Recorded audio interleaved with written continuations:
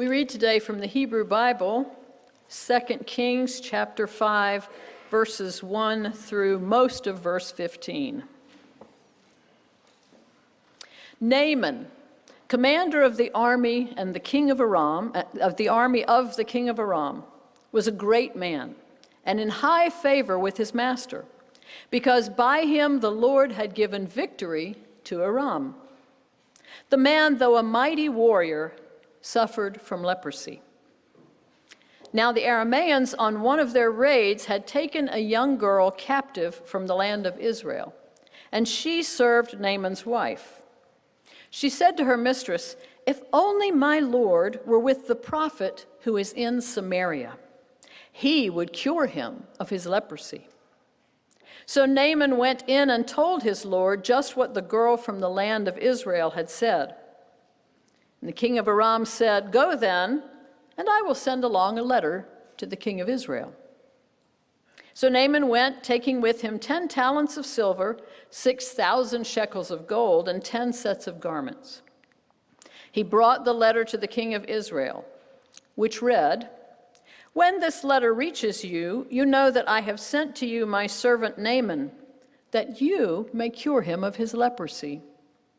When the king of Israel read the letter, he tore his clothes and said, "Am I God to give death or life, that this man sends word to me to cure a man of his leprosy?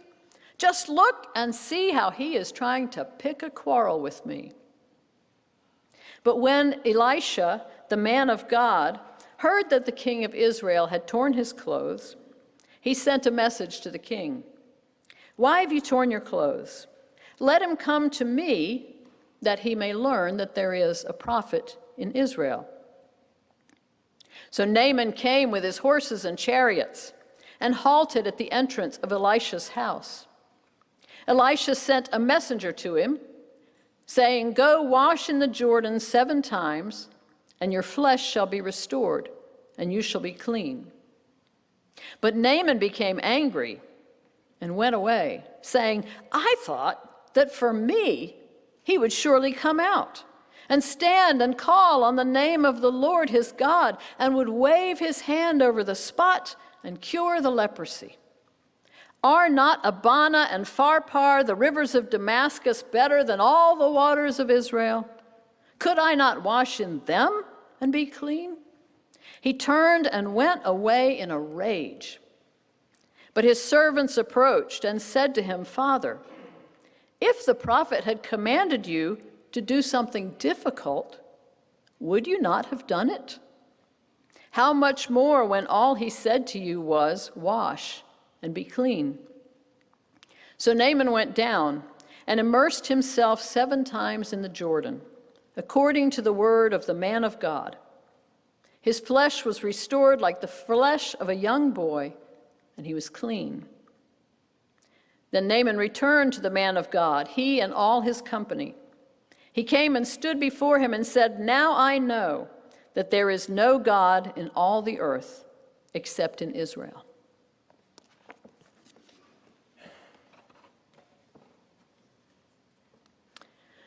A servant knows the rhythms of the household. Consider the television series Downton Abbey. The servants in the grand estate are often the stars of the show, and why shouldn't they be? The household would collapse without them. The rhythms of their work are rituals that keep life going. Wash on Monday, iron on Tuesday, mend on Wednesday. The order is preserved in nursery rhymes. A servant knows the rhythms of the household. And the servants also know the people upstairs. Sometimes a Downton Abbey plot turns on how the servants will use what they know. Will they spread gossip, or will they give sound advice? And will the lord or lady of the manor receive the advice or spurn it? Those who disdain advice because it comes from a lowly source do so at their own risk. A servant knows not only the rhythms of the household, but the secrets. A servant knows who is hiding things. A servant knows who is suffering. In the household of Naaman, mighty warrior of Aram, a little girl from Israel knew who was suffering. Everything should have been great for Naaman. He had led his troops to victory against Israel, and now he was in favor with his king. And being in favor with the king had given him a fine house and plenty to eat and the attention of many servants. But as comfortable as Naaman should have been in his life, he was deeply uncomfortable in his own skin. Naaman had a skin disease. He itched. He writhed. Likely the disease was both painful and disfiguring. Skin disease was considered shameful, so when outside his home, Naaman tried to cover it up. But his wife's young servant girl knew about his disease. And she was moved to comment, "If only my Lord were with the prophet who is in Samaria, he would cure him of his disease." She knew that there was a prophet in Samaria, the capital of the northern kingdom of Israel, because Israel was her home. She had been captured in a raid by Naaman's army and brought to Aram to serve in his household. The prophet was Elisha, successor to the great Elijah, and every bit as handy in working a miracle. Even though young, this girl knew that Aram and Israel were enemies, engaged in constant battle. But she also knew that Naaman needed help, and she knew where he could find it. A servant knows. Naaman, on the other hand, clueless. Clueless about how he had won those great battles, which the narrator tells us God gave Israel into Naaman's hand. Clueless also about how far he can trust his king, or whether his king even cares anything about him. When Naaman decides to go to Samaria and requests help for his journey, the king of Aram sends a message with him to the king of Israel. "Here's my servant, so you can cure him of his disease." And the king of Israel takes offense. "Who am I? God? I can't cure this man. This king of Aram is just picking a quarrel with me." Poor Naaman had set off trusting his king to help him, and his king only used him to provoke an international incident.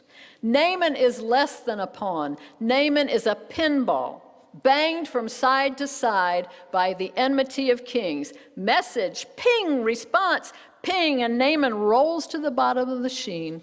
Game over. But not quite.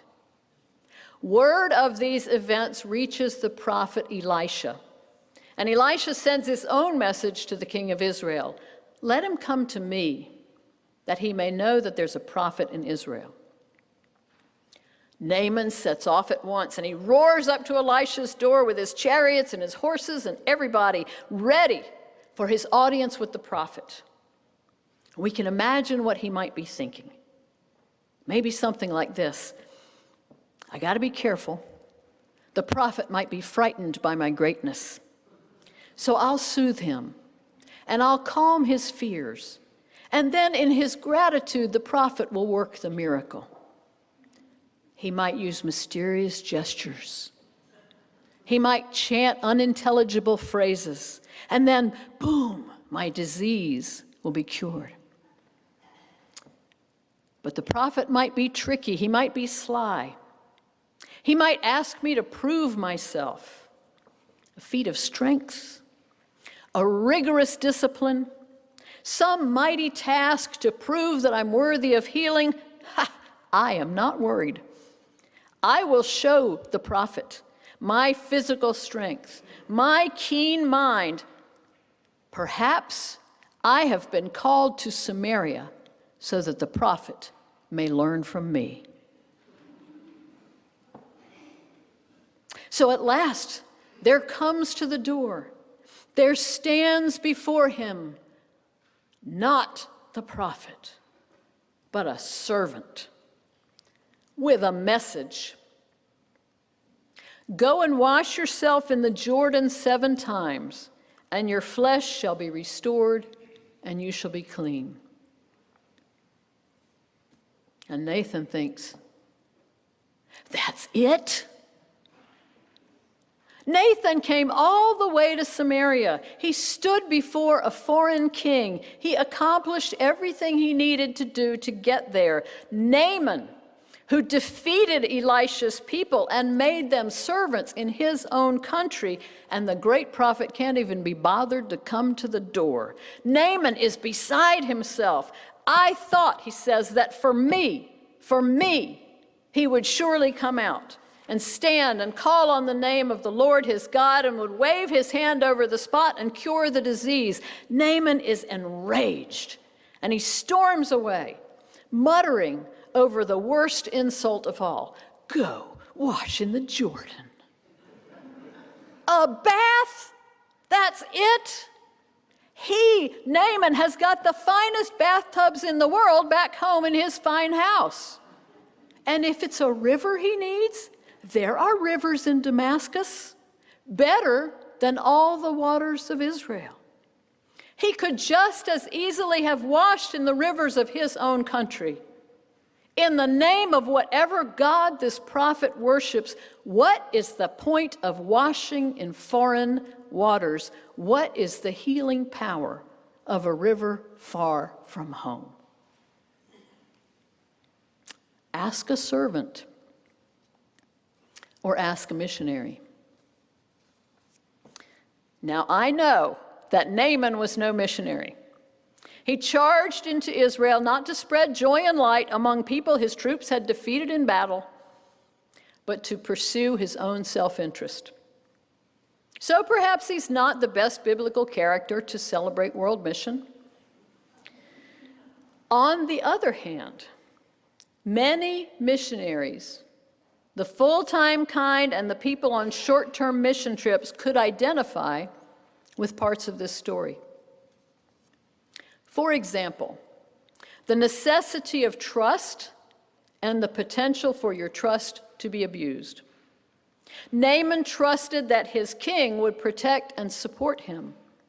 Instead, his king used him to further his own ends, and Naaman was caught in the machinations of a foreign government, two governments determined to provoke each other. That happens to missionaries too. Just for example, in 1849, the United States government asked Moravian missionaries in Nicaragua to please persuade the Miskito Indians to let the United States dig a canal across their land so that Americans could more quickly reach the gold mines in California. To their everlasting credit, the Moravian missionaries refused. But missionaries know what it's like to be a pinball, bounced between factions, ping, ping. More than one missionary has found himself sitting bewildered in an airport with a passport stamped, "Game over." And certainly there is resonance for the experienced missionary in the way Naaman's story is told. Not through direct conversations, but through a series of messages from one party to the next. One diplomatic telegram after another, each message freighted with the possibility of misinterpretation and the potential for offense.